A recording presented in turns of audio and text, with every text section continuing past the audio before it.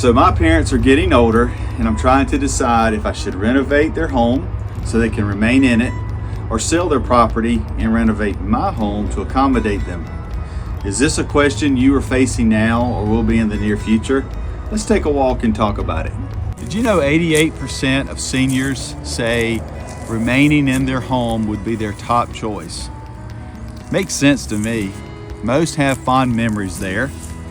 It's familiar to them, and there's a sense of security in being surrounded by what they know. My name is Ray Black, and this is a question several clients have recently asked.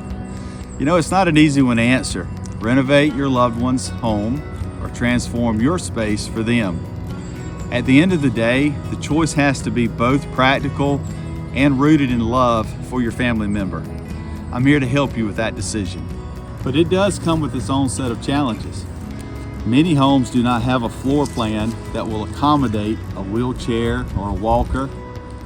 Gosh, asking a loved one to get in and out of an existing tub or shower, that's problematic to say the least.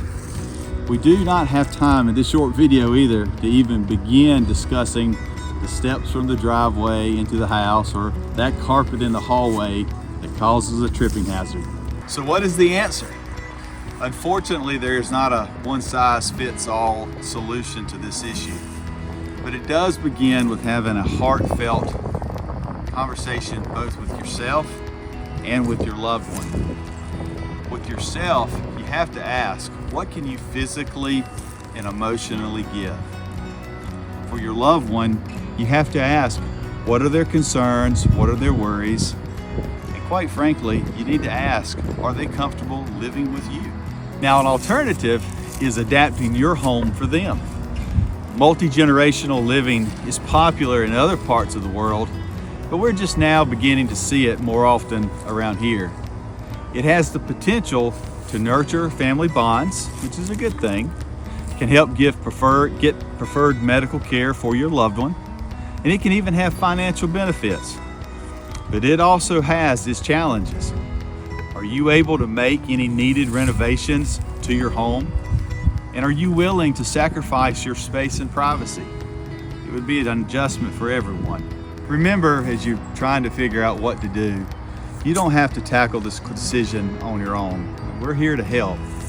For over 25 years, we've been helping families decide on whether it's best to dispose of that loved one's property and use the funds for something else, or if it's best to make the renovations to the loved one's home or to your own personal property.